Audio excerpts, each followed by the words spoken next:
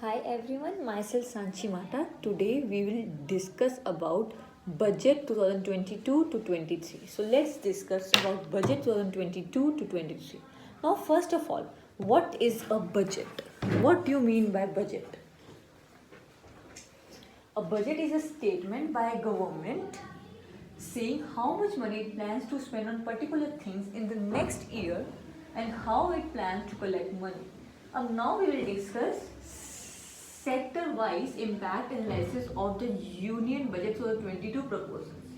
The first sector is aerospace and defense. The second sector is automotive and industrial manufacturing. The third sector is building, construction and real estate. The fourth sector is consumer markets and e-commerce.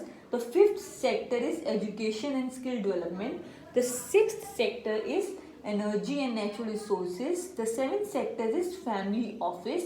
The eighth sector is healthcare and the ninth sector is technology. So let's come to the first sector, which is aerospace and defense sector.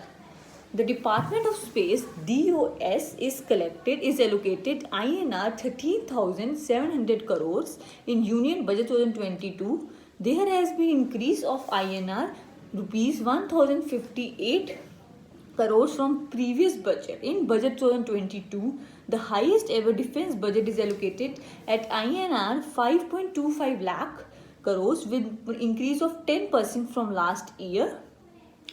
Our next sector is automotive and industrial manufacturing. Ease of doing business, which is EODB, to boost productivity announcement investment by widening the single window portal Parvesh. Infrastructure creation such as expansion of national highways network by 25,000 km in 2022-23 to provide boost to industrial manufacturing sector. Additional allocation of INR 19,500 crores under PLI for manufacture of high efficiency modules. PM Gati Shakti 7-engine approach to enable development of world-class modern infrastructure, thereby empowering the overall manufacturing country. The third sector is building, construction and real estate.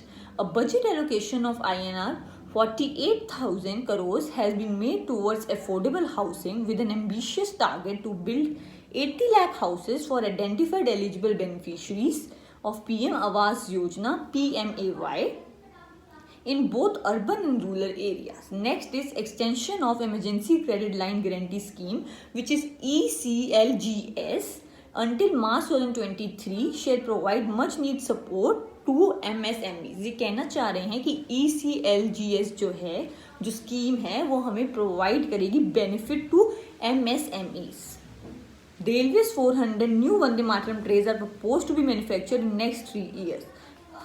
100 cargo terminals would be developed in next 3 years. Next sector is consumer markets and e-commerce. Encouraging states to revise levy of agriculture universities will help farmers learn new techniques. Continuity in MSP outlay will be attempt to secure base level farmer income. The reduction of subcharge on long-term capital assets to 15% will help investors in startup to reduce their overall cost of exit. Next sector is education and skill development.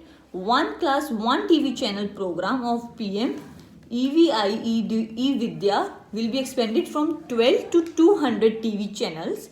This will be enable all states to provide supplementary education in regional languages for classes 1 to 12. Total budget on Ministry of Education is allocated of rupees 1,04,223 of this Union Budget 2022-23 by our Finance Minister Nirmala Sitharaman. Startup will be promoted to facilitate drone Shakti through varied application and for drones as a service of Dr. AAS in select ITIs in all states. The required courses for skilling will be started. Next sector is energy and material resources. Battery swapping and interoperability standardization to be formulated and land resources will be provided for battery swapping. Additional allocation of 19,500 for PLI for manufacturing of high efficiency solar PV modules with priority to fully integrating manufacture units from polysilicon to solar PV modules. Last year, PLI scheme has budget scheme of rupees 4,500 crore. Sovereign given green bonds to be issued in 2022 to 23 for mobilizing resources for green infrastructure. Implementation of Ken-Betwa river linking bridge to be taken up with irrigation benefits to 9 lakh hectare farmland will generate 103 MV of hydropower and 27 MV of solar power to provide drinking water to 62 lakh people. Next sector is family office. Angel tax exemption to specified fund in IFSI. Taxation of virtual digital check. It will be brought within July 2022. Financial services. Connecting 1.5 lakh post offices with core banking system, setting up of digital banking units in 75 districts of country. Next sector is health. This sector has been allocated 86,265 crore, a hectare of 16% as compared to last year. The National Mental Health Program will be launched with 23 mental health centers as a model center.